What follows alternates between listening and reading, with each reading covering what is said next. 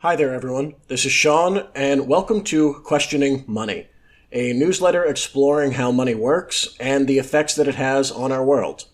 Today, I'm going to talk about what money even is, and quickly go over how our system of money works.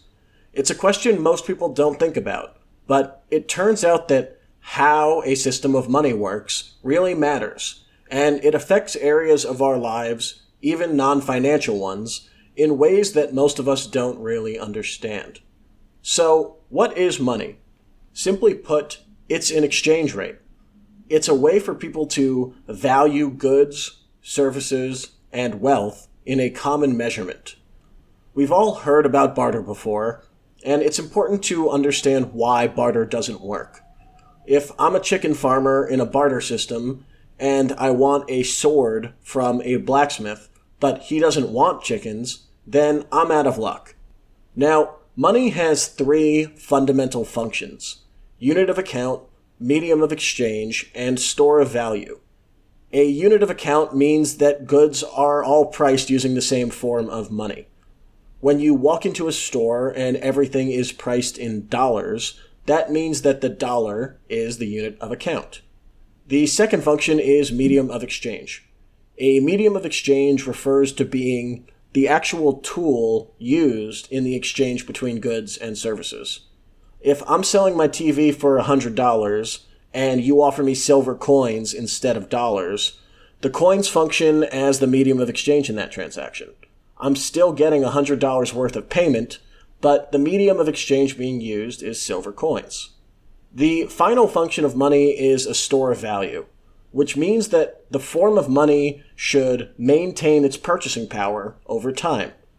Being able to save money and store wealth over time is really important for any economically healthy population. Goods like gold, cattle, silk, real estate, and even things like fine art have often functioned as stores of value throughout history. These goods have maintained value because they are relatively scarce.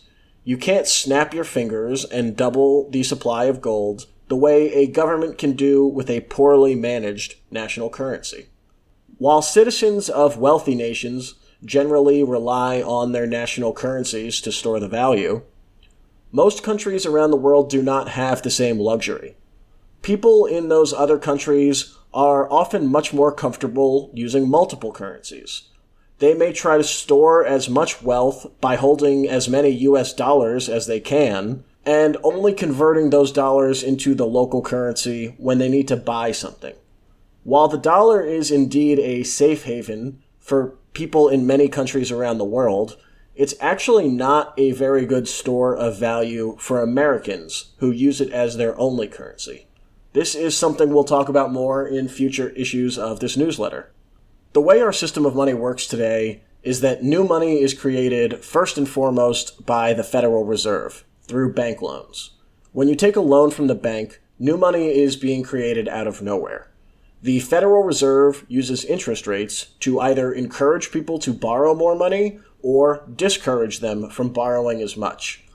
Prior to 1971, the U.S. was on a gold standard, which meant that there was a cap to the amount of new dollars that could be created based on gold reserves. After 1971, however, there is no longer a cap to the amount of money that could exist.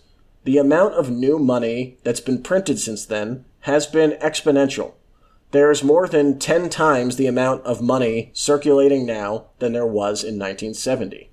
While interest rates are the traditional approach to money creation for our economy, since 2008, the Federal Reserve has been adding to the money supply through what is known as quantitative easing, which is essentially printing money to buy bonds. At the same time, people are starting to have more overtly political discussions about money creation.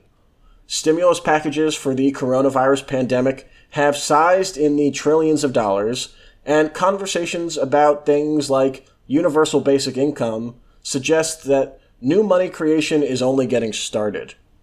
What happens to a system of money when you create more and more of it? History is not kind to that approach, but it's complicated. And that is where we will end this issue of Questioning Money. While it may have been a bit of a dense topic, it's important for us to establish this baseline before we move forward into looking at more current issues specifically. So, money is an exchange rate. It's a tool that lets us value goods and store wealth in one measurement. Money is supposed to be neutral. It's not supposed to be a political tool. Our system today is anything but neutral, and it's only becoming less fair over time in ways that most of us don't realize. I would encourage you all to start wondering about the general question, what is money, and how should it work?